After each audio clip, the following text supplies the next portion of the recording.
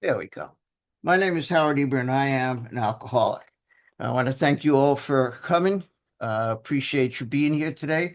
I don't want to waste any of the time we have. I now know, unlike last week when it was kind of up in the air, how many weeks we'd be doing this. We're going to be doing it 4 weeks. So we're going to be able to get through everything in here without rushing, without tearing through it. So I could slow down the pace a little bit and get a little deeper into it. And maybe at the end of each week, have some time for some questions, possibly. So we're going to start we did the first two steps last week. In the workbook, I'm on page 12. I'm not sure which page it'll be on in the version you have, but I'm putting the page up that we're looking at and see if you could find this. It's the one that has how it works at the top. The version I've got, like I said, right here, it says page 12, but there are a couple of different versions of the workbook that are out there that are numbered a little bit differently because of the few pages in the cover at the beginning. The content is the same, no difference.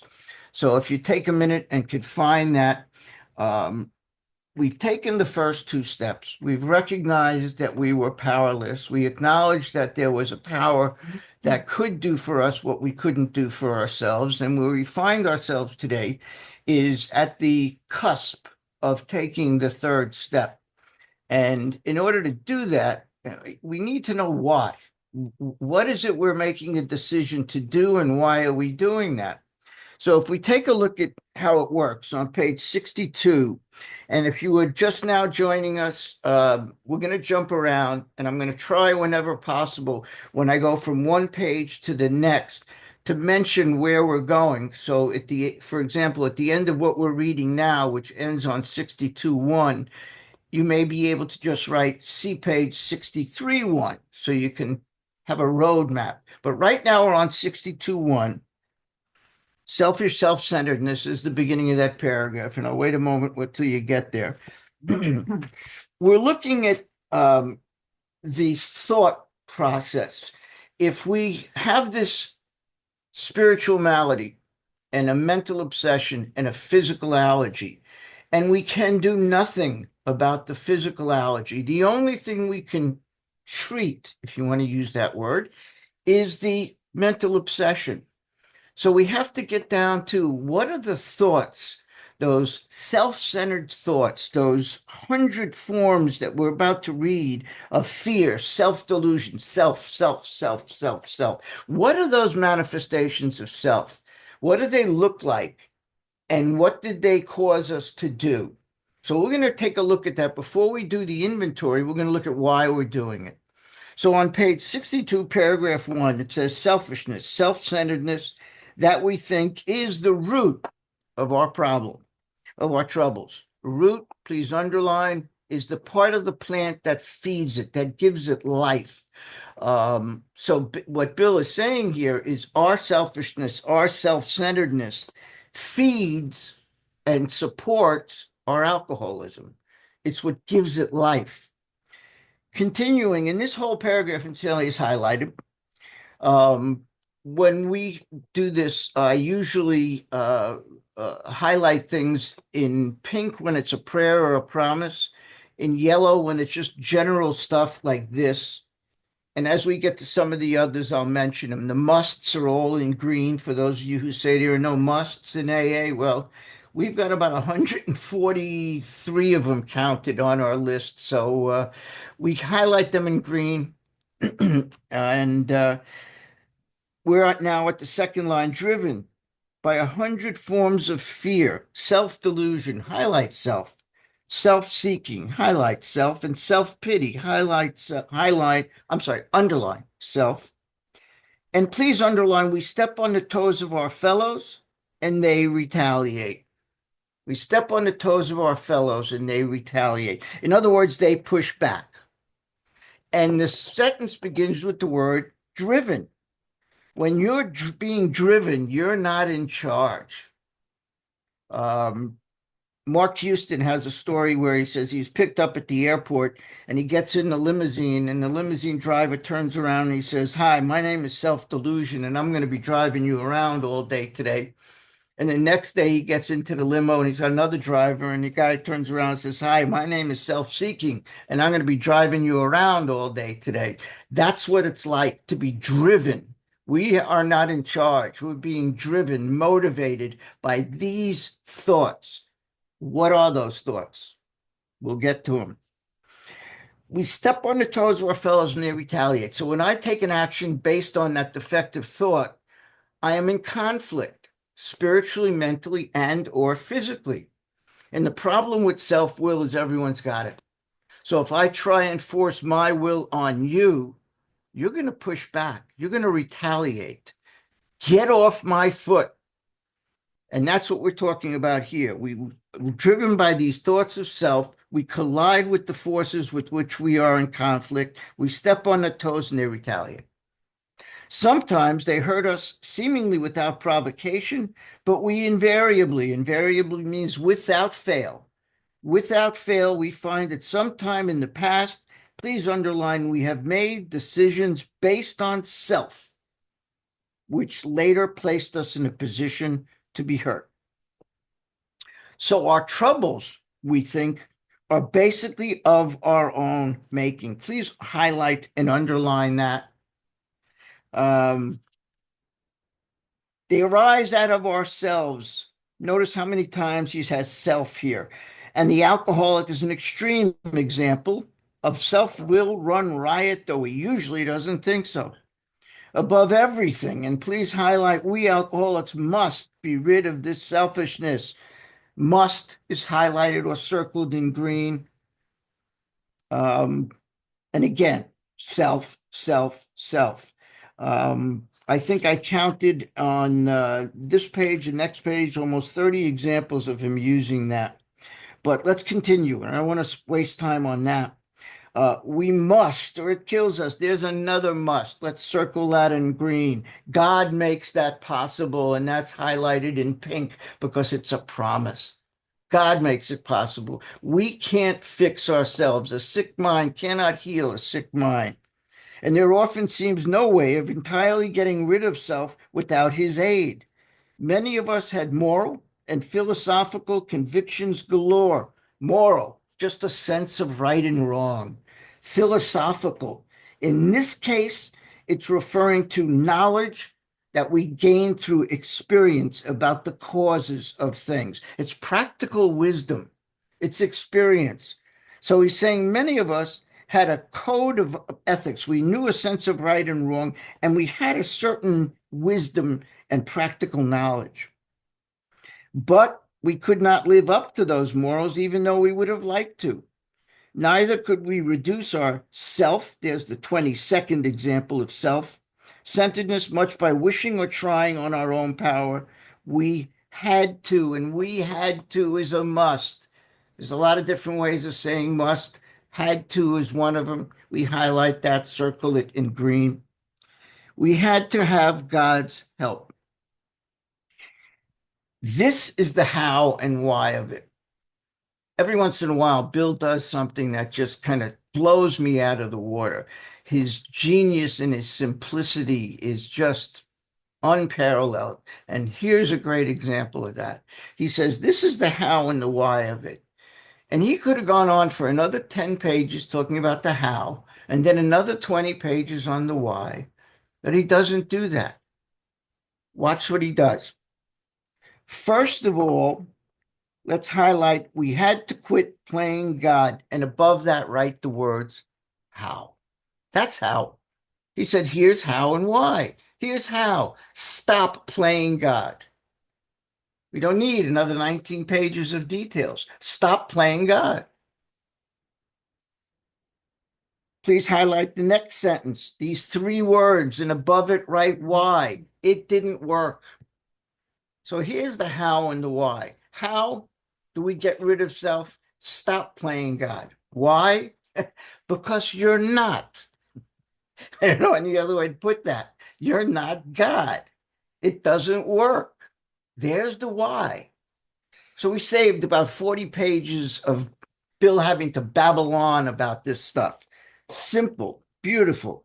Next, next. Remember when you're at the bank and the teller says next, what do? You jump up. You're right at that window.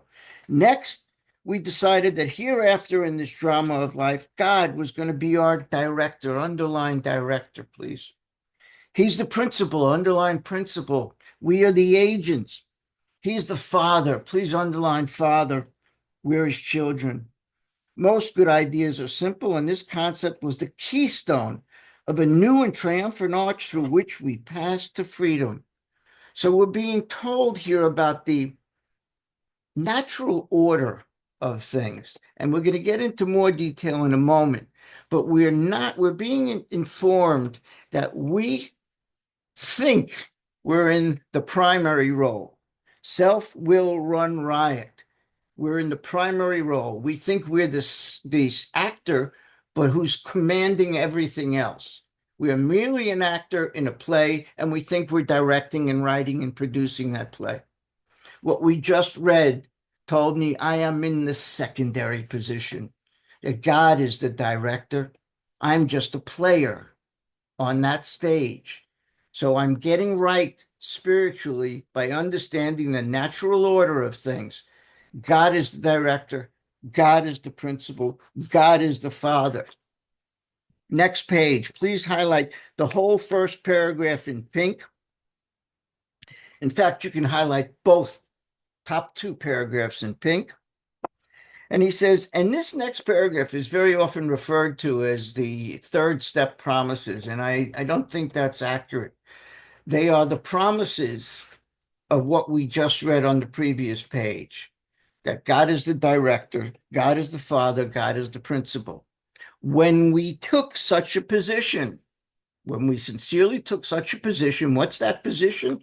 God's the director, God's the father, he's the principal. When we took that position, all sorts of promises happened. All sorts of remarkable things followed. We had a new employer. Underline that, please. We had a new employer.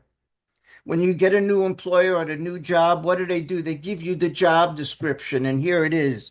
Being all powerful, he provided what we needed if, and here's the job description, we kept close to him and performed his work well. For 24 years in recovery, I had a dysfunctional relationship with God because I began every day by telling him the things I needed him to help me with today. God is not my errand boy. He's the director. He's the principal. I am here to do his bidding. And what we just read alerted me to that fact. My job is to keep close to him and perform his work well. I don't have to start the day telling God what I want because God isn't the least bit interested in what I want. He's going to take care of what I need. Continuing, he says, established on such a footing, again, the footing, he's the director, he's the principal, etc. We became less and less interested in ourselves, our little plans and designs. More and more, I became interested in seeing what I could contribute to life. As we felt new power flow in, we enjoyed peace of mind and we discovered we could face life successfully. As we became conscious of his presence, please underline that. We began to lose our fear of today, tomorrow, or the hereafter. We were reborn. Let's take a look at the workbook for a minute. I mentioned that if we are a life run on self-will, everything is about me. What do I get? Why should I do it? Me, me, me, me. The AACA opera. Me, me, me, me, me. When we make decisions based on self, and we're going to see what those look like in short order, what happens? I make a decision to impose my will on a situation, and I am in collision with somebody or something. In other words, I'm in conflict in one of the three basic dimensions of life, and there are three, not two, three, spiritually, mentally, and physically. And when I collide with those forces and I step on your toes, you push back. We step on their toes and they retaliate. We collide with those forces and they push back. Get off my foot. And what happens when you push back on me? I get angry, fearful, and act in a harmful manner. In other words, I get resentful. And my history has shown me that when I am resentful, I will drink and I will drug. And that is the resultant action that came at the end of this chain of events that was set in motion by the thoughts of self. So if I want to change my actions, if my actions are lousy, it's because my thinking stinks. If I want my actions to be better, I need to change my way of thinking. So if I want to eliminate the action of drinking and drugging, I have to figure out what are those thoughts that set this chain in motion, chain of events in motion. And that's the whole point of our inventory. But we have to understand that it's about the thoughts. All action is born in thought. I can't reach over and pick up this pen without my brain telling my arm to tell my hand to tell my fingers to pick up the pen. The action of picking up the pen begins with a thought. I cannot I cannot act my way into good thinking. And I hear that at meetings all the time. Because if you think you can act your way into good thinking, it still starts with a thought. Still starts with a thought. Everything begins with a thought. All action is born in thought. So our thoughts, those thoughts need to be changed. And before they're changed, we need to know what they are. So we're going to talk about step 3. We just read what happens when we took this position of God being the director. On page 63, or else you could look at this page, I'm going to ask you to read along with me. God, I offer myself to thee, to build with me and do with me as thou wilt. Relieve me of the bondage of self, that I may better do thy will. Take away my difficulties, that victory over them may bear witness to those I would help of thy power, thy love, and thy way of life. May I do thy will always. Note, there is no amen at the end of that prayer. If you want to know where the amen is for the third step prayer, you have to turn to page 76. It appears at the end of the 7th step prayer. Amen means so be it. Amen indicates the end of something and the beginning of something else. In this case, what we are ending on page 76 is this self, looking at self, our thoughts, our actions, and so on. But by the time we get to page 76, right after the amen, it says we have now completed step 7, which means we're no longer looking in anymore like that. Our focus is now turning out. Steps 8 and 9, getting right with mankind. So we've just made a decision to do something. Bottom of page 63, paragraph 4. Next, once again, next, we launched out on a course of vigorous action. The first step, and incidentally, that course of vigorous action, you may want to highlight that sentence. The course of vigorous action is steps 4 through 9. It's not just step 4. The course of action is 4 through 9. And then he says it started. The first step is a personal housekeeping, step 4, which many of us had never attempted. Though our decision, please highlight the rest of this paragraph, though our decision, and underline that, step 3, was a vital and crucial step. You know what vital means? It means life supporting. My heart is a life supporting organ. I can't live without it. My lungs are not. One lung is all I need. I don't need 2 lungs. My kidneys, I can live on one, so they're not life supporting. They're not vital organs. I've lived most of my life as if my brain weren't a vital organ because I didn't use it a lot. But technically, my brain is a vital organ and I need to use it. That's what as that's what vital means. And then he says it's a crucial step. And you know what crucial means? Essential and life supporting. So he's saying that this third step decision that we just took collectively, and by the way, congratulations, you just took the third step, was a life supporting step.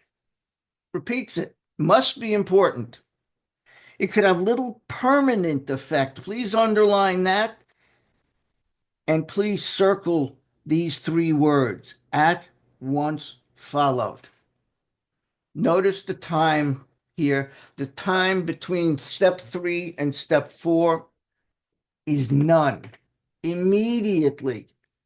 That's why we didn't do this last week. We didn't take that third step last week, because if you do, you must immediately begin step 4.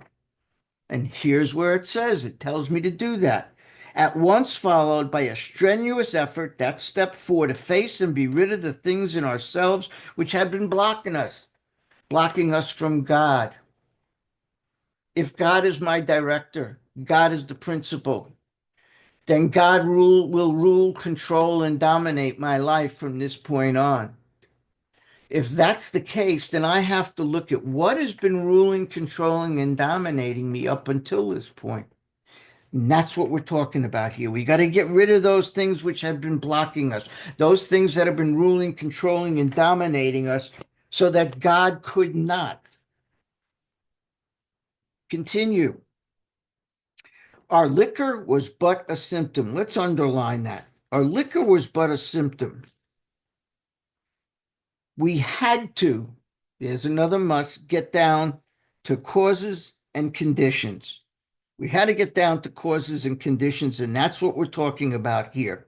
We're going to look at what those causes and conditions are. I want you to think about the third step as a contract.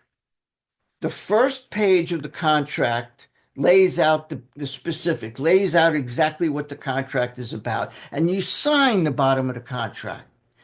But then page after page, you also have to initial to show that you've recognized and read those pages. So between page 63 and 76, there's the rest of the contract. On each page, we're going to have to sign off and initial it. We've just signed the face of the contract, step 3. The rest of the contract is what follows. Therefore, we started upon a personal inventory. This was step 4. I'm going to ask you to go down to the bottom of page 64. Sorry about that. Resentment is the number 1 offender. Let me take this down for a minute. Resentment is the number 1 offender. Please highlight that and underline the word resentment. Resentment means to re-feel something. RE means to do again, and sentiment means, from the French word for feeling, from the Latin word for feelings, sentire, which means to go back and feel those feelings again. So resentment means to re-feel. What are we re-feeling? Well, we're re-feeling those manifestations of self that led to our downfall, our angers, our fears, and our sources of guilt and shame. Why is that? I cannot think of a single emotional disturbance in my life that didn't revolve around one or all 3 of the following things. 1, I'm angry as hell about something. 2, I'm scared to death about something. Or 3, I've done something I don't want you to find out about, and I think you're going to find out about it, and it's causing me guilt and shame. So that means that my life has been ruled, controlled, dominated, revolves around my angers, my fears, and those sources of guilt and shame. And we're going to have to take a look at those and re-feel those. Very often at meetings, the topic will be resentment, and people talk about nothing but anger. Well, anger is a resentment. So is fear, and so are the harms we've done others. They're all resentments. Please notice he begins the paragraph by telling us about resentment, and when he gives us the assignment, he uses another word. Resentment's the number one offender. It destroys more alcoholics than anything else. From its stem, all forms of spiritual disease. The stem is like the root. It feeds the plant. So our resentments feed the plant of our spiritual disease. And just for the hell of it, the word disease, you may want to put a line after the S in disease, because in this particular context, I think it's more important to read that as spiritual dis-ease, not just disease. We're talking about spiritual dis-ease. Uh, for we have not only been mentally and physically ill, mentally, the obsession, physically, the allergy, we have been spiritually sick. There's our spiritual malady. There's the three elements of our disease that we've been talking about up until this point. Please highlight the next sentence in pink. It is a promise. When the spiritual malady is overcome, steps 1 through 3. That's how we overcome the spiritual malady, the first 3 steps. We straighten out mentally, steps 4 through 7, and physically, steps 8 and 9. Here's the assignment. First assignment in writing. There are only 2 places in the big book where we're told to write. If your sponsor tells you to write out the first 3 steps, I don't want to get in between anybody and their sponsor, but understand that's not the AA program. The program that's in the book called Alcoholics Anonymous is very specific. It tells us to write on the 4th and 8th step, and only the 4th and the 8th step. So we take pen to paper, and this is what we do. We set them on paper. Here's the first assignment. We listed people, institutions, or principles with whom we were angry. Let me put this up here. Notice it doesn't say are angry. It says we're angry. That means if it comes to mind, we put it down. We don't analyze these things, especially when we're doing it quickly, like we're in the window of opportunity. We're not going to be spending weeks on this. This is low-hanging fruit. If I'm sitting with my new prospect, that critical newcomer, we've got to get through this. So we're going to do this together. I give him this sheet as just a prompt sheet to start to think about some of these things. Let me see if I could blow that up a little bit more. There you go. I've never met an alcoholic or an addict who didn't know exactly who they were angry at. So people is easy. Institutions, I don't think that requires a lot of thought either. Education system, mental health system, the legal system, armed forces, political parties, step study workshops. These are all institutions that cause us angst, cause us conflict, confusion, anger. Principles takes a little bit more work. Principles are things that are kind of like, if you notice on this list, the last thing says old sayings. When we made this up, we didn't have the room to put the rest of this in, but old sayings are things that are drilled into our head as we are growing up that cause us conflict, confusion, and anger. For example, one of my guys put down as a principle, all men are created equal. He's Black. And that wasn't his life experience. So every time he heard somebody say, all men are created equal, he got angry. He got irritated because it wasn't his truth. One of the things I have on my list, we just read. So our troubles, we think, are basically of our own making. I didn't like that. I didn't think that was accurate. Didn't take me too long into my 5th step to realize it's right. It's accurate. But I couldn't take it off the list. Once it's on, it's on. My parents raised me to never put your hand on another human being in anger. You never strike another person in anger. Violence is avoided at all costs. And I believe in that. I raised my son that way. But you see, when I was a kid, I was always the shortest kid in class. I was a chubby little kid. I had glasses and braces in the second grade. I got picked on. And I never fought back because my parents didn't want me to. And while I felt I was doing the right thing, I also felt like a coward. I was torn between doing the right thing and what I wanted to do, and I never did that. That's what we're talking about. Everybody is told these things. Real men do this. Real ladies will or will not do whatever it is that you're told.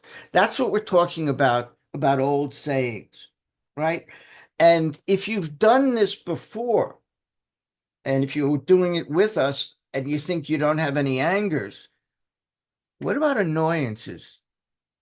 Anything annoy you? And you have a lot of newcomers who you have to be told the same thing. They think they're not angry. Okay, how about annoy? Your neighbor annoy you?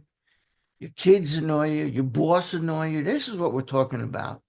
It doesn't have to be outright anger. Annoyance becomes anger, which becomes rage. So what we're going to do, I tell that person, is to turn this piece of paper over that we're looking at and start to write out a list of names. I'm going to suggest you use initials or nicknames because if this falls into the wrong person's hands, you're going to hurt somebody without intending to do so. So be careful. When you do your inventory, always use nicknames or initials so that if the people you're writing about pick it up, you don't cause any more harm. So that's the assignment. I'm sitting with my critical newcomer, and we're going to start to write down some names. I'm going to tell him I'm going to go get a cup of coffee, and I'll be back in about 10, 15 minutes. And I need you to have some things written down on that piece of paper. This is low-hanging fruit. It doesn't take a lot of thought. Whatever comes to mind, put it down. Don't think, well, I'm not really angry about that anymore. If it came into your mind, there's a reason for it. God put it there. Don't interfere with God's process. Just put it down. If you think of it, write it down. And I'd go get my cup of tea or my cup of coffee or a bottle of water. Excuse me. And I come back. And when I come back, we're going to take a look, excuse me, Bless you. at the next page here, You need some water? which is the grid. No, I have my tea here. Thanks, hon. Thank you. Um, Here's the anger grid. And I'm going to ask that newcomer if he has a notebook, do this. Make up 4 columns on a page. If you don't have a notebook, that's okay. We're going to start by taking the piece of paper you're using, turning it around. And let me take this off. And on the back of the page, do this. Make 4 columns. Be resourceful. You don't have a notebook? That's okay. You got plenty of paper here. Let's start using the backs of these pages. And what I'm going to ask you to do is give me your list. Take your list you just made up of the names. What's the first one on that list? We're going to write down. Okay. Say the government. When we were doing this the other day, somebody said government, and I'm going to try and just stick with that. Do you need me to do it? You need me to do it? All right, let's do that. Kath, give me something for column 1. Mom. You're angry at mom. Bullet points, column 2, why? Let me get back to this so everyone can see what we're talking about. Hang on a second, hon. Hold that thought. We've got column 1. I'm resentful at, I'm angry at. In this case, we're going to put mom. Column 2 is the cause. Bullet points, no lengthy explanations, just bullet points. Why are we angry at mom? She left us and she works too much and she's unreliable. She abandoned? Yeah. unreliable. And I'm sorry, what was the other one? Works too much. Okay, works too much. Okay, so we have basically 4 words right now in that column. Abandoned, unreliable, works too much. I'm sorry, that's 5 words. 3, 4, yeah, 5 words. Okay. Let's take a look at column 3. These are our basic instincts. These are God-given survival mechanisms. They're essential. We need them to survive. But they sometimes become hypersensitized or out of proportion. When somebody's, say, financial sense of financial security is out of proportion, they may steal something from you. So in column 1, you'd have that guy's name. In column 2, he stole from me. And in column 3, it affected my financial security. So what basic instinct? Basically, think of the basic instincts as your toes. What toe did that person step on? Mom stepped on what toe when she abandoned us? That's the first thing in column 2 is abandoned. What basic instinct is affected? Abandon, self-esteem. Self-esteem. Anything else? Emotional security. Emotional security. Physical and financial. Physical, Ambition. financial security. Ambition. And ambitions. Now let's break that down a bit. Self-esteem, how I feel about me. Pride, how I think the world feels about me. Then there's security, and security has 3 parts to it. Emotional security, which is our general sense of well-being. Financial security is the U.S. HIP bank, my finances, my pocketbook, the HIP bank. And physical security is my body. Something hurt my body. My ambitions, my ability to accomplish tasks. It's not necessarily big ambitions like when I grow up, I want to be a fireman or I want to be an astronaut. No, simple ambitions like I'm angry at somebody and I want to attend a certain family function, but I don't go because this cousin is going to be there and I can't stand him.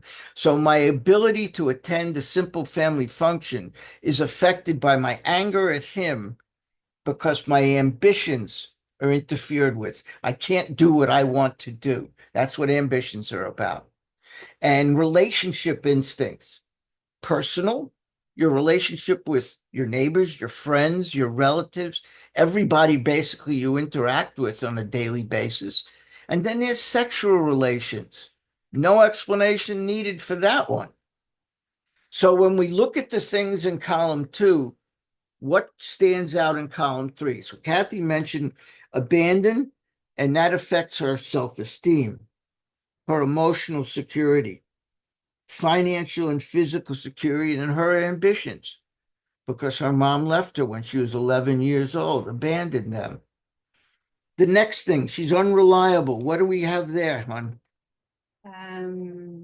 Self-esteem, Self-esteem, personal relations, personal relations, emotional security, financial, physical, and ambition.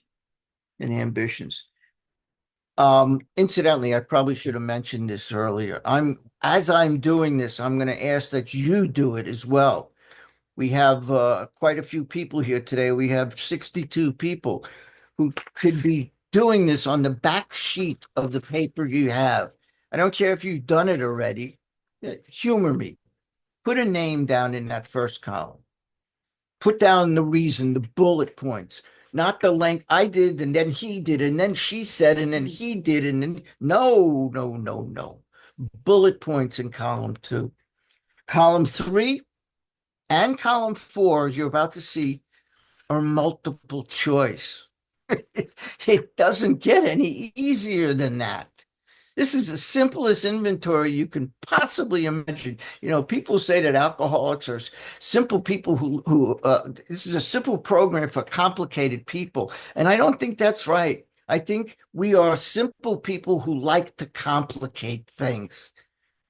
It's very easy. Bill asks us to identify those instincts, pick them out. So we said unreliable affects self-esteem, personal relations, emotional security, financial and ambitions. And how about works too much? Personal relations. Self-esteem. Personal relations, self-esteem. Let's stop at that. Okay.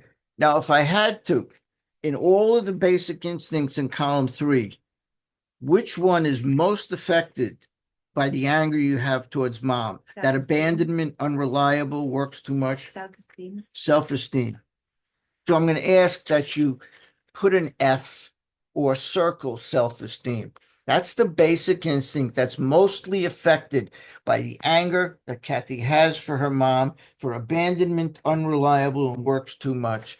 It affects, among other things, the one thing that's affected most is self-esteem. So you got a name in column 1. What's the reason in column 2? What toe is most affected, was stepped on hardest in column 3? Again, let me put this sheet back up. You don't need to look at me. This is more important than I am. So here's the list of choices. Which was interfered with, which was threatened, which was hurt. And you're going to find, incidentally, that these basic instincts are kind of what drove people to do what they did that angered us.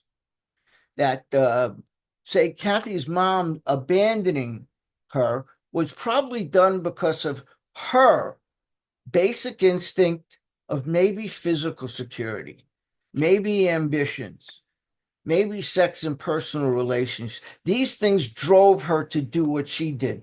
So her basic instinct is out of proportion that led her to do something that adversely affected Kathy's basic instincts, which were hypersensitized as a result of that.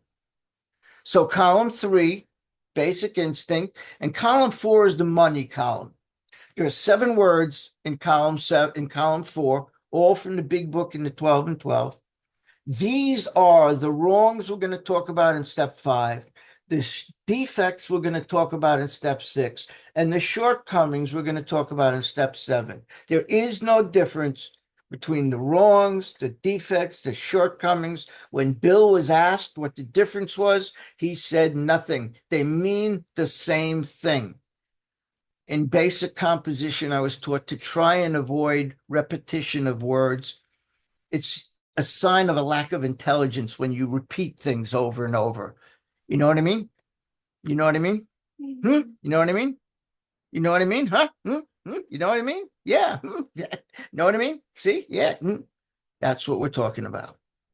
So, which defect in column 4, what mistake did we make here? Mom did something in column 2. Let's say it was abandoned or and that she acted that way because she was acting out of self. So she was being selfish. Have we ever been selfish? Let's take a look at those words in column 4 and ask, have we been that way towards mom or in general? Inconsiderate. Specifically towards mom, huh? Inconsiderate. Inconsiderate. So the number 1 in column 4 for Kathy would be inconsiderate. Maybe judgmental. Judgmental. Those are 2 really important ones, because if we are being inconsiderate, that usually means we've created a harm. So the next question would be, after we take it through all 4 columns, I asked that individual who I'm working with, did you ever cause that person any harm? Did you, hon? Yeah. Okay.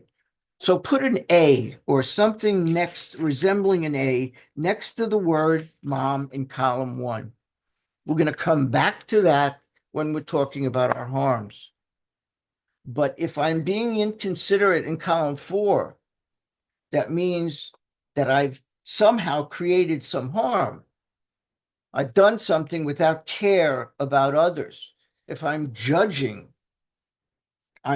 somebody, I am passing judgment, I am being the arbiter of whether that's a good or a bad person.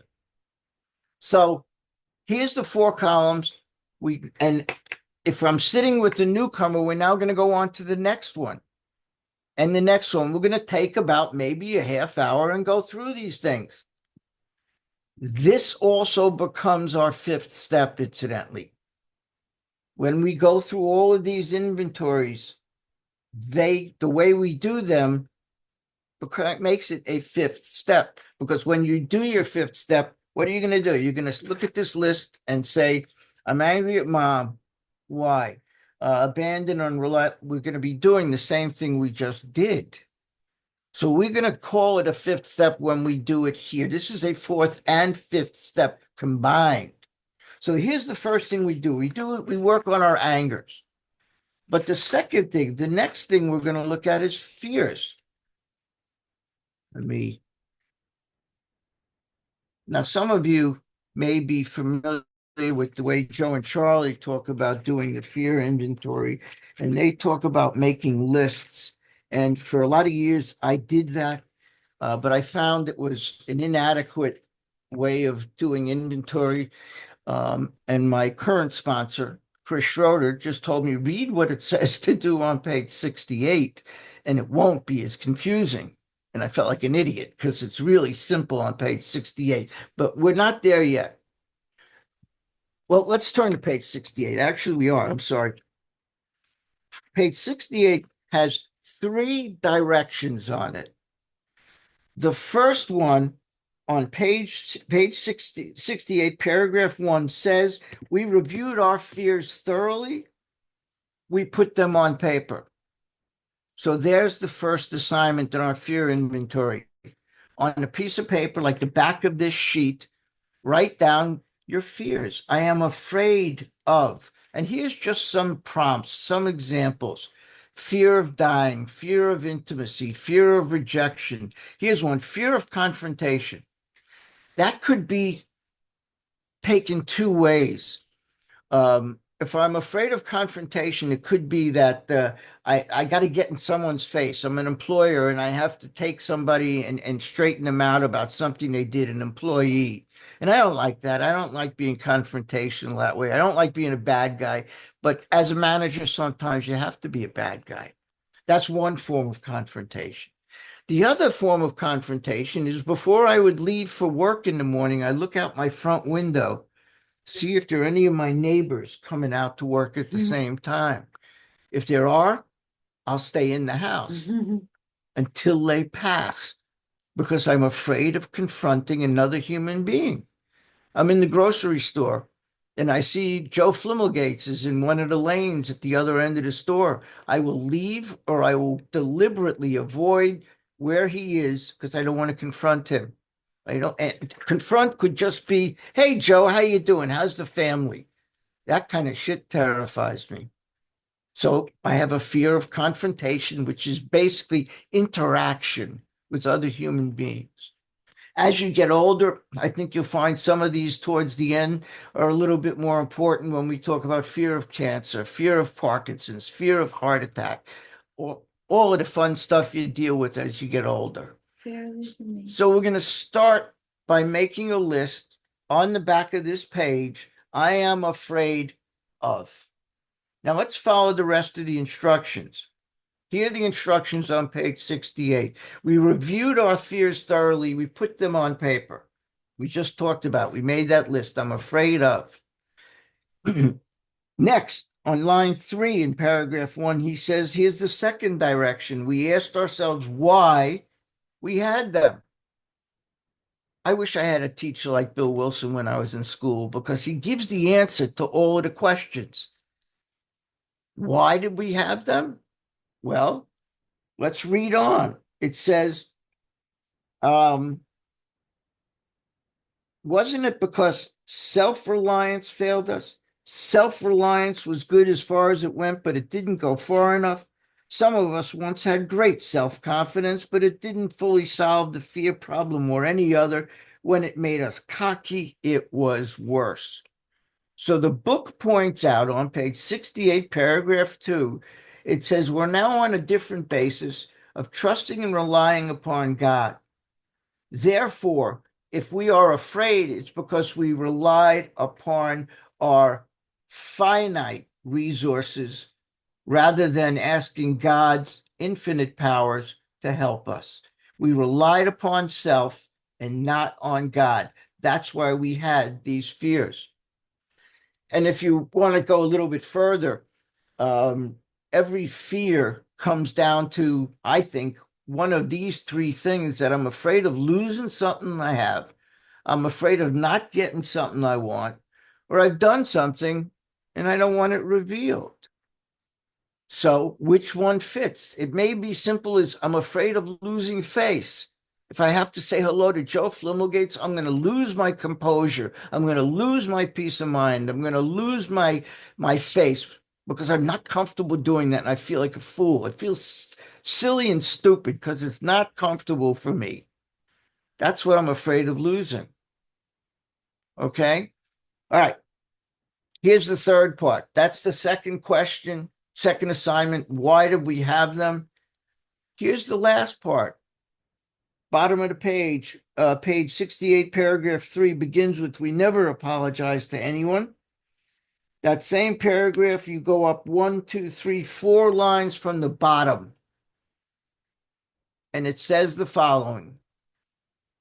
We ask him to remove our fear and direct our attention to what he would have us be. What would God have us be? In every case, it is courageous. To exercise courage to overcome that fear. So I see Flimmelgates on the other end of the store, and I immediately stop and I ask God to give me the courage to do what I have to do to walk through that fear. By seeking God's help and applying all of our willpower, we act courageously. And what happens when we do that? The book tells us at once, we commence to outgrow fear. It doesn't mean we're free of it. When you use the word commence, it infers you're beginning something, a process. Outgrowing something is a process.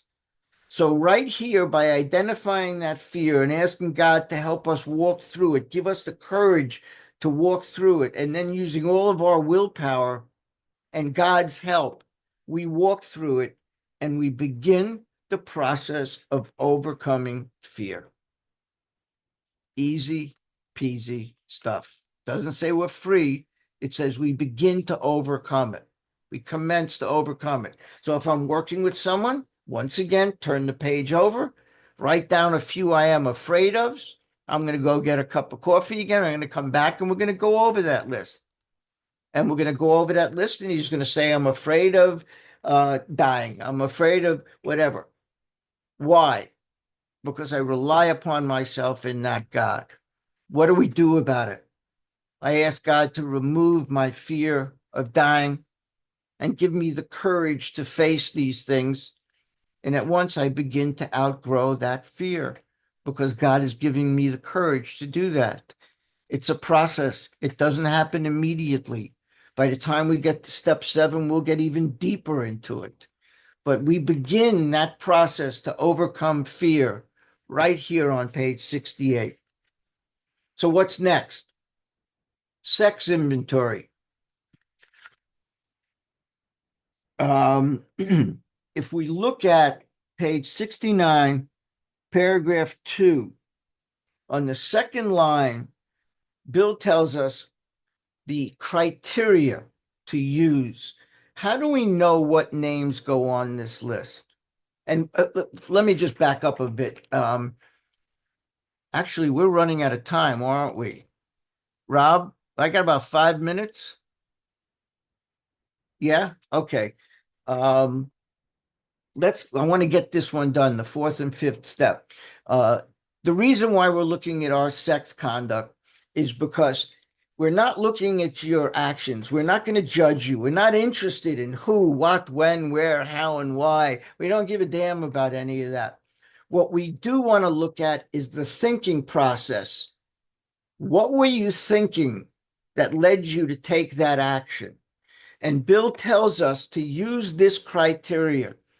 You want to know what names to put on that list? We're not asking you to list everybody you had any kind of intimate relationship with. He tells us on page 69, line 2, and incidentally, anyone ever wonder about that? Why all of the information on sex in this book is on page 69? I don't know. Maybe it's just me, but okay. Here's the criteria. We subjected each relation to this test. Was it selfish or not? You see, the book tells me our sex instincts are God-given and therefore good, but they're meant for procreation and mutual satisfaction. Procreation so that the human race can reproduce. And because it's such an arduous process, God made it very enjoyable. So we will want to do it. That means mutual satisfaction. So if I participated in this activity for reasons of reproduction or Mutual. mutual satisfaction, it doesn't go on the list. If I did it for reasons of self, and we have to look at the third column here, did I do it for reasons of self-esteem? I did it to make myself feel good. Or pride, so I can boast about my conquest. It wasn't reproduction. It wasn't mutual satisfaction. I couldn't care less about the other person. How about emotional security? I'm lonely. I need somebody in my life. So I engage in an activity that I'm not comfortable with, that I don't want to participate in, but I want somebody in my life, so I do that. It's not reproduction. It's not mutual satisfaction. All of these things are criteria.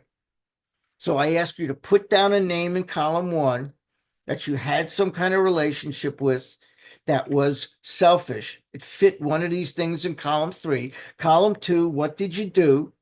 Column 3, which of those basic instincts led you to do it? What was the compelling instinct? Column 4, what feeling did it create in those other people? Now, you may not know, but you have to put yourself in their position. How would you feel? Did you unjustifiably arouse jealousy, suspicion, anger, bitterness? And column 5, again, what mistake did you make? Were you frightened? Were you inconsiderate? Were you irresponsible? And so on. Multiple choice. You get yourself a notebook, make 5 columns like this. In the case of the inventory here, I would ask them to turn the page over, and on the back of the sex conduct grid that we just looked at, I ask them to do that. Take a few minutes, go across the columns, give them maybe a half hour to do that low-hanging fruit. You're not going to get everybody on this list. Remember, the whole point of the window of opportunity is get some kind of inventory, some kind of amends, and some enlightened spirit. And then with an enlightened spirit, we can go back through the book with the luxury of time and go word for word, line by line, because the window of opportunity is not a substitute for that. It is a precursor to doing that. We still go through the book word for word, line by line. That is the only effective way to do it, I believe. We're not ignoring that, but we need to stop the bleeding. That's why we're doing it this way to start. Thank you for having me. We're going to continue. We'll start with step 6 and 7 next week.